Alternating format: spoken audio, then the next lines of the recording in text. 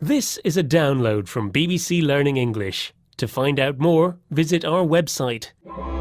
6 Minute English. From bbclearningenglish.com. Hello, I'm Rob and welcome to 6 Minute English, where today we're chatting about a pedestrian topic and 6 items of related vocabulary. Hello, I'm Neil. A pedestrian is someone who walks around rather than travelling by car or bus. But in Rob's sentence, he used the adjective, and in this context, it means dull or uninteresting. And of course, I was making a pun, Neil. Because of course, the show is going to be extremely interesting. It's about safety on the streets and whether pedestrianisation is a good thing or not. Pedestrianisation means changing a street into an area that can only be used by pedestrians. Well, it sounds like a good idea. No traffic, less noise and air pollution, and no chance of getting knocked down by a car or a bus. There are plans to pedestrianise Oxford Street, which is one of the busiest shopping streets in London. That's right. The Mayor of London wants to tackle, or make an effort to deal with, air pollution in this very busy spot, where the amount of traffic is definitely a problem. In fact, can you tell me, Neil, what's the average speed of a bus travelling along Oxford Street? Is it A, 4.6 miles per hour, B, 14.6 miles per hour, or C, 46 miles per hour?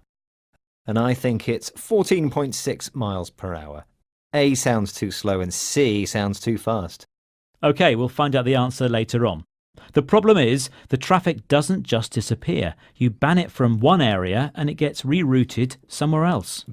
Ban means to say officially that something can't be done. And reroute means to change the direction you're travelling in order to reach a particular destination. That's true, Rob. It must be a big headache for city planners. Well, let's listen now to Joe Irvin, Chief Executive of Living Streets. He's going to talk some more about why traffic is causing problems in our towns and cities. In 1970, we had 20 million cars in this country. Now we have over 30 million cars in such a short period. So that creates 3 big problems. One is space, because we've still got the same street structures in our towns and cities, causing congestion. It causes pollution, which people are concerned about more and more. And actually, it's kind of engineering walking and out of our lives, so we're actually not getting enough exercise, which is a cause of a health crisis.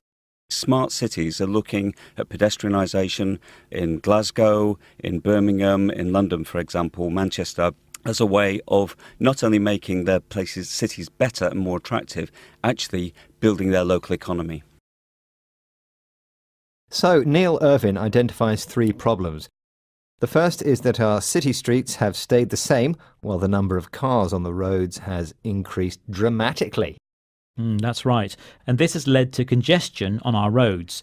Congestion means too much traffic, making it hard to move. The second problem is pollution, which we mentioned earlier. Pollution is damage to the environment caused by releasing waste substances such as carbon dioxide into the air. And the third problem is that by travelling around on buses or in our cars, we aren't getting enough exercise. And we all know that's a bad thing. Would pedestrianisation engineer walking back into our lives, do you think? I'm not sure, Neil. It would be great if we could go shopping or walk to work without breathing in fumes or worrying about getting knocked down by a car. But banning all motorised traffic from town centres might make life difficult for people to get around. Well, I'm not a town planner and I don't have the answers, but I would like to know if I got the answer right to the question you asked me earlier. OK, well, I asked you, what's the average speed of a bus travelling along Oxford Street? Is it A, 4.6 miles per hour, B, 14.6 miles per hour, or C, 46 miles per hour? And I said 14.6 miles per hour. And that's not slow enough, Neil, I'm afraid. The answer is actually 4.6 miles per hour. And we pedestrians walk at an average speed of 3.1 miles per hour, apparently. Oh, good to know. OK, shall we go over the words we learnt today, Rob? Sure. The first one is pedestrian, a person who is walking, usually in an area where there's traffic. Sorry, you can't ride your bike here. The path is for pedestrians only. The adjective, this book is full of very pedestrian ideas. I wouldn't read it if I were you. I've crossed it off my list, Neil, thank you. OK, number 2 is to tackle something, which means to make an effort to deal with a difficult problem. For example, The government isn't really tackling the problem of air pollution. It needs to do much more. Very true. OK, ban means to say officially that something can't be done. The UK government will ban the sale of diesel and petrol cars from 2040. And number 4 is reroute, which means to change the direction you're travelling in. The council has rerouted all buses to avoid the town centre. Congestion is number 5. Too much traffic, making it difficult to move. Road congestion always gets better in the summer when a lot of car drivers are on holiday. That's true, isn't it? London always seems emptier in July and August. Except for all the tourists walking around congesting the streets. Very funny. And finally, number 6 is pollution, which is damage to the environment caused by releasing waste substances such as carbon dioxide into the air or plastic into the sea. You can help reduce air pollution by walking to work every day instead of driving. You talking to me, Neil? I always walk to work. I know you do, Rob. You're an example to us all.